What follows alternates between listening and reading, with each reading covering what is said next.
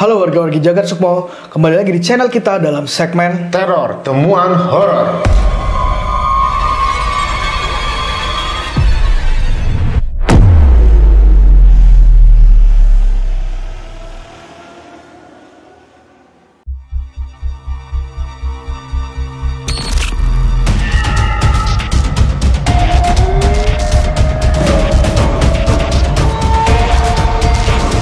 Jagat Sukmo.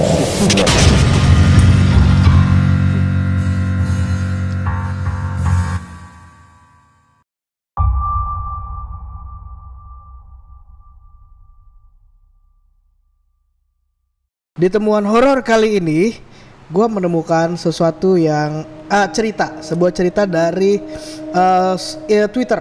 Oke, Ya, apa tuh? tadi namanya nanti namanya ditulis di sini. Nih ya, nama Twitternya. Oke. Ya, gue dapetnya di Twitter. Ini judulnya Bus. Oh, gue dapetnya bukan Twitter, udah ganti nama loh Twitter tuh. Oh, X. Ya, Iya, kebiasaan iya, pakai lupa. Twitter kan dulu. Tawan deh. Zaman ya anak sama. Dia gue dapet dari X. Nanti gue dikasih namanya di sini nih karena tadi gue lupa namanya siapa. Nah, judulnya Bus Mayat. Bus Mayat. Ya. Oke. Ini gue sambil bacain aja ceritanya langsung ya Dit ya. Nanti Ya, lu dengerin ya. Oke, siap. Oke. Silakan. Jadi gini, nah ada seorang pria bernama Rizky, usianya tuh 35 tahun. Dia tinggalnya di Cilegon, Banten. Oke. Dia bukan orang asli tapi bukan orang asli Banten. Oh, perantau. Ya, dia perantau. Dia asalnya dari Sumatera. Daerahnya namanya Pariaman. Oh, Padang berarti ya? Padang. Oke. Padang Mariaman ya. Cerita ini terjadi belasan tahun saat dia masih kuliah. Mas Rizky ini masih kuliah. Ya, dia kuliah di salah satu universitas juga yang ada di daerah domisili dia di Cilegon tadi ya. Nah, kala itu dia memutuskan untuk pulang kampung ke Pariaman. Ya, menggunakan bus antar provinsi. Ya, dia memakan waktu perjalanan 2 hari karena waktu itu belum ada tol. Iya. Jadi 2 hari 2 malam. 2 hari 2 malam. Iya, normalnya begitu. Karena belum ada 3 hari 2 malam apa 2 hari 2 malam ya? Oh iya, 3 hari 3 hari 2 malam harusnya ya? Iya. Kalau malamnya 2 harinya 3 dong harusnya. Berarti dia Iya dong. iya bener. Iya. Harusnya Ya nggak apa-apa lah ya. Pokoknya 2 malam. anggaplah 2 malam. Ya. Oke. Dia naik dari terminal Bayangan. Terminal Bayangan tuh apa sih maksudnya? Jadi terminal bukan legal. Oh, ya terminal pinggir Misalkan tuh Kampung Rambutan itu kan terminal legal tuh. Nanti ada di luar rambutan pinggir tuh, jalan lah istilahnya pinggir gitu, jalan. kayak di halte gitu kali ya. Iya. Oke, dia naik di terminal Bayangan sekitar jam 3 sore. Saat itu dia memilih bangku di paling belakang karena menurut dia waktu dia naik belum banyak penumpang nih, masih sedikit. Jadi kalau nggak salah dia seingatnya dia tuh ada 15 orangan lah di dalam bus itu. Jadi karena dia sendirian dia memilih bangku yang paling belakang dit. Bangku paling belakang. Di samping seorang abang-abang bertopi, pakai kain sarung di tubuhnya, dan ternyata dia itu belakangan dia tahu kalau abang itu adalah supir cadangan. Itu ternyata yang pakai sarung itu adalah supir cadangan ya. Nah, 2 baris di depan si Mas Rizky ini ada seorang bapak berpeci, pakai kemeja batik warna kuning, dan seorang perempuan berjaket putih pink yang duduk bersebelahan.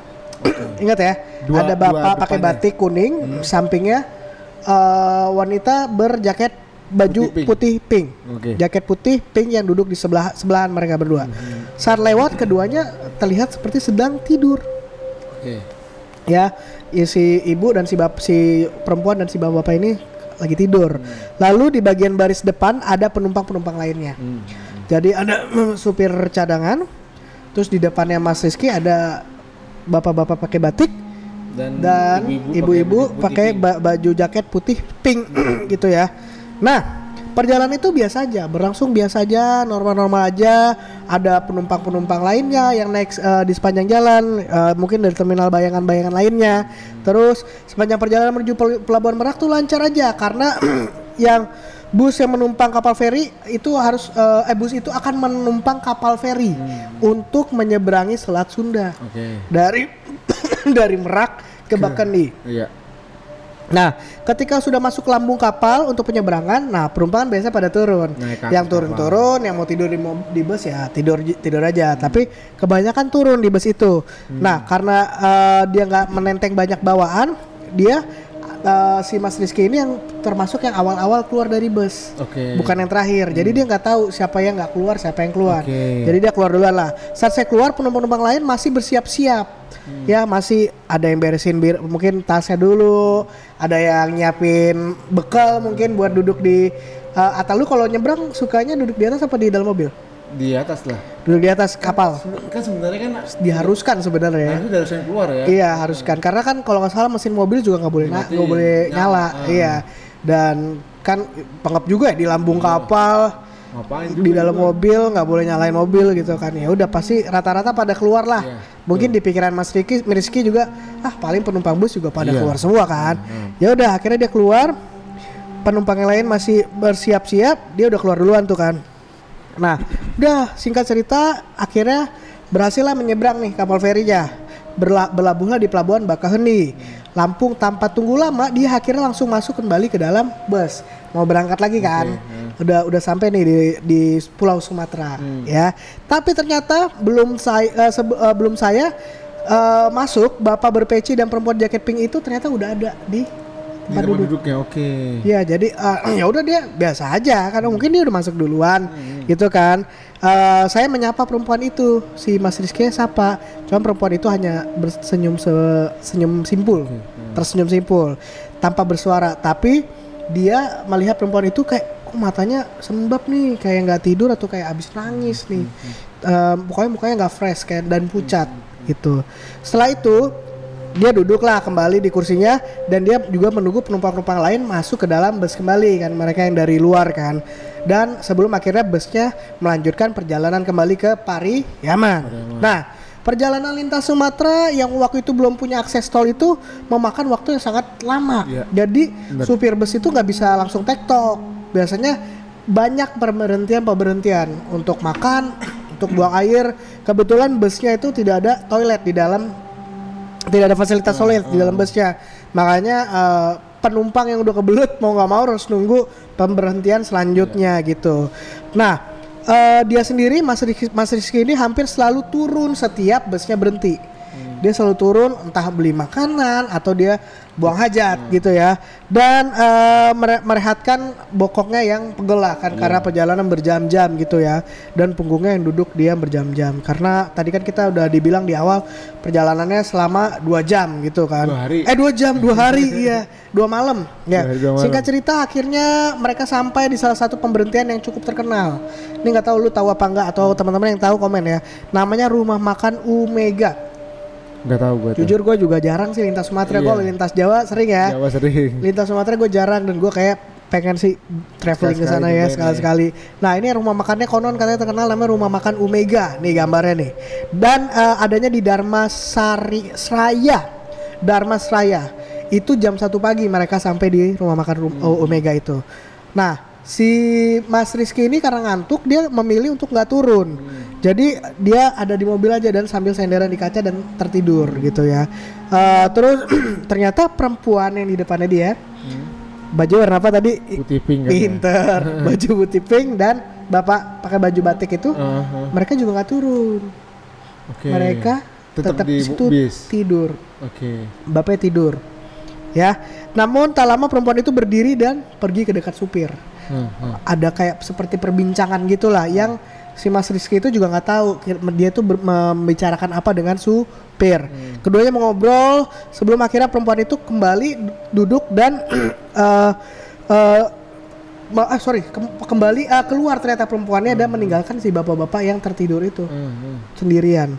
Nah hanya itu yang si Mas Rizky ingat sebelum akhirnya dia tertidur pulas lagi. Oh dia lanjut tidur berarti ya? Lanjut tidur Mas Rizky, jadi dia nggak tahu. Jadi perempuannya ngobrol sama supir terus dia keluar di bus, tapi bapak-bapak yang di sampingnya ini tetap terdiam aja di situ dan tidur. Saat terbangun dia berasa busnya lagi mundur. Si Mas Rizky, oh ternyata mungkin udah selesai nih berhenti Rumah Makan Omega. Setelah selesai dia merasa Mas Rizky tidurnya kayak udah tidur lama udah enak nih, pengen liatin jalanan lah. Akhirnya dia duduk dan memandang keluar untuk mengusir mengusir rasa bosan. Nah, perjalanan berlanjut normal sampai akhirnya pukul 3:30 pagi dari jam 1 tadi ya. Pukul 3:30 pagi bis tiba-tiba berbelok ke arah yang bukan jalur seharusnya. Berbelok lalu berhenti di sebuah rumah, di halaman sebuah rumah yang di rumah itu sudah ada tenda, kursi dan udah ada banyak orang di situ. Ya, udah mulai ini kebayang kan? Terpal biru, bangku-bangku plastik udah disusun di depan rumah itu. Nah, ketika bus itu datang, akhirnya ada banyak orang-orang dari rumah itu keluar, wajahnya sedih semua, nangis semua.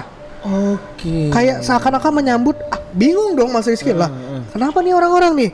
Menangis dan melihat Mas Rizky bisa melihat secara jelas karena dia duduk di jendela tadi kan. Dia memang duduknya di pinggir jendela langsung menghadap ke rumah tersebut. Nah, dia bingung kan. Nah, supir di depan lalu menghidupkan lampu lorong yang berwarna biru kan. Kalau di bus kan ada lampu lorong ya. Buat orang kalau mau jalan supaya nggak kesandung gitu-gitu ya. Dan turun dari beliau bersalaman dengan beberapa orang yang ada di luar yang berasal dari rumah tersebut. Dan terlihat orang itu kayak mereka kayak kasih ya Pak, kasih ya, kayak berterima kasih. Sorry ya guys, gue sambil batuk nih. Berterima kasih sama supir itu.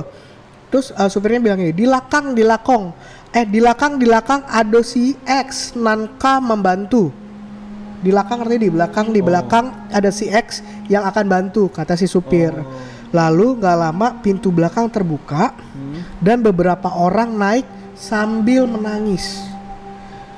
Saat itu juga supir cadangan tadi yang pakai sarung itu bangun dan menyuruh perempuan berjaket pink itu untuk bergeser. Lalu perempuan itu menangis sejadi-jadinya dan memeluk bapak yang ada di sampingnya pakai baju batik itu. Sebelum akhirnya melepas pelukannya dan lanjut berpelukan dengan ibu-ibu yang di samping bapak itu. Ibu-ibu yang ada yang keluar yang masuk dari rumah itu. Yang menunggunya di bawah sambil mereka semua menangis. Gila. Ternyata lalu yang terjadi selanjutnya benar-benar tidak pernah terlintas di pikirannya Mas Rizky ini. Para pria yang tadi naik mulai mengatur rencana gimana caranya mengangkat bapak yang duduk di sebelah perempuan berbaju pink tersebut. Ternyata itu bapak itu adalah sambil membawa kain panjang bercorak-carik dan membungkus tubuh bapak itu. Dan saat orang mengangkatnya baru terlihat kalau tubuh bapak itu ternyata dalam kondisi kaku. Mayatnya berarti? Berarti selama ini Mas Rizky satu bus dengan jenazah. Gila. Kaget dan Mas Rizky kaget dan langsung merasa ngeri. Namun dia nggak bisa memperlihatkan kan nggak enak ya karena ada lagi orang banyak dan lagi bersedih juga. Terus khawatir ada yang pihak keluarga dari bapak ini tersinggung kan. Setelahnya akhirnya bapak itu dibawa ke dalam rumah dan busnya kembali berjalan. Beberapa menit hening, akhirnya supir di depan berseru dan bikin pengumuman gitu. Maaf yo bapak-bapak, ibu-ibu, masih di Dunsanak waktu keluarga Inyo minta tolong, langsung aja bahasa Indonesianya ya gue baca. Maaf ya bapak-bapak, ibu-ibu, yang tadi itu masih saudara saya dan keluarganya minta tolong diantarkan. Maaf ya kalau ada yang kaget ngelihatnya tadi. Itu gila itu. Jadi ternyata penumpang lain juga mengekspresikan kecemasannya dan memprotes apa yang mereka lihat barusan. Namun Mas Rizky cuma bisa terdiam saja dengan di belakangnya dia ya, di depannya dia ya. Dan jadi supir cadangannya cerita yang mama buka obrolan dengan Mas Rizky itu dan bilang maaf karena pasti sudah buat Mas Rizky ini terkejut dan tidak memberitahukan sejak awal. Supir cadangan itu bercerita padanya sebenarnya orang ini udah meninggal dari sebelum naik bus. Ya, meninggal di perantauan. Dan keluarga sepakat untuk menguburkannya di kampung halaman. Karena nggak ada biaya, dititiplah jenazahnya di bus. Dari Jakarta kali ya? Dari Jakarta. Ya nggak tahu dari trayek bus itu nggak diinfoin sih dari mana ya. Tapi dari yang jelas sama tadi Banten. Dari Banten si Mas Rizky itu naik dari Cilegon. Gitu. Mereka juga sengaja mengatur posisi duduk jenazah agar tidak ketahuan kalau beliau sang almarhum ini sudah meninggal. Gila. Jadi selama perjalanan beberapa jam itu penumpang bus dan termasuk Mas Rizky itu satu penumpang dengan seorang mayat dan kebetulan Mas Rizky duduk di belakangnya persis, kebayang nggak? Iya makanya itu yang lebih terkejut Rizkynya itu kali ya. Iya, ya iyalah di depannya persis. Lu tahu kan jarak kursi bus kan ya iyalah paling berapa senti gitu. Tapi nggak bau ya. Ya mungkin formalin kali ya. Iya. Ya gue nggak tahu sih bau atau nggak diceritain ya. Kalau kata gue sih itu mah sedih juga sih. Iya sih sedih sih ya. Saking nggak mampu kali beli ya. Nggak ada biayanya mungkin ya. Ya sebenarnya nggak tahu ya siapa yang mau disalahin ya. Iya. Karena ya mau protes juga ya gimana keadaan kondisi keluarga almarhum begitu. Iya. Tapi kayaknya kok gitu banget dia dijadiin satu gitu. Itu shock banget satu bis tuh pas itu. Wah gila. Bayangin sih. Ya begitulah ceritanya ini mungkin bukan cerita horor ya tapi ya horor ya kalau tahu sih sebenarnya horor sih. Cuma nggak kebayang sih. Kayak lu kira-kira lu tahu itu baru satu bus sama mayat, lu akan tetap melanjutkan perjalanan bus itu nggak? Nggak apa-apa sih kalau gue. Kalau gue sih tanpa menyinggung orang, gue akan turun sih. Karena apa? Biasanya gue takut di mayat itu kan ada virus atau apapun, bener, itu takutnya malah merusak ruangan ber-AC, sirkulasi udara berputar di situ aja, dan itu persis di depan gua lagi, gitu. Itu kan ada di agama gua tuh ada kenapa mayat itu sebenarnya nggak boleh disimpan lama-lama karena di situ ada penyakitnya, gitu. Virusnya benar harus segera dikuburkan kan? Harus segera dikuburkan. Tapi kondisinya gitu gimana juga Bri? Iya, maksudnya kalau gua kan pertanyaan gua kan sebenarnya gua akan turun atau enggak kalau ada di bus itu, gitu. Tapi ya balik lagi ke kalian masing-masing sih. Iya. Gitu. Harusnya sih dibersihin dulu ya kali ya bangkunya. Tapi buktinya langsung jalan. Langsung jalan busnya. Langsung jalan. Iya. Gitu. Tapi ya supirnya keren sih ya, mau saling membantu ya. Bisa aja dia nolak sih sebenarnya. Itu sebenarnya resiko kru bis itu sama perusahaan loh itu sebenarnya. Bener sih. Iya kalau misalnya ada penumpang yang videoin atau apa kan pas diangkat kan udah pasti ketahuan banget itu adalah jenazah kan. Udah begini. Pasti ada aja yang videoin nama busnya hancur. Bisa juga malah kena kasus itu kan. Bisa jadi. Iya. Penipuan? Benar. Iya kan? Benar. Karena kalau ada yang protes ya. Tapi nggak tahu juga. Tapi itu mungkin isinya orang di penumpang itu mungkin orang baik semua, gitu ya. Tahu keadaan gitu ya. Oke sih. Sip, mantap ceritanya. Satu bus dengan mayat. Gitu. Pengalaman yang mengejutkan dan nggak nyangka kali ya. Berarti kayaknya Mas Rizky nggak pulang ke Jakarta lagi ya? Nggak naik bus lagi kali ya? Gitu guys. Jadi itulah temuan horor gua dari X. Kalau batuk dia. Kalau lanjutin. Kalau kalian punya cerita horor, jangan lupa klik link di bawah. Nanti kalian ceritain aja semua ceritanya di situ. Nanti kita bakalan bacain ya kan. Iya, jangan lupa like, share dan komen video Jagat Sukmo, dan kalau kalian mau jadi narasumber kita boleh. Betul. Tinggal DM kita di Instagram ini. Iya. Gitu aja sih. Oke, kalau begitu sampai ketemu di video kita selanjutnya dan bye-bye.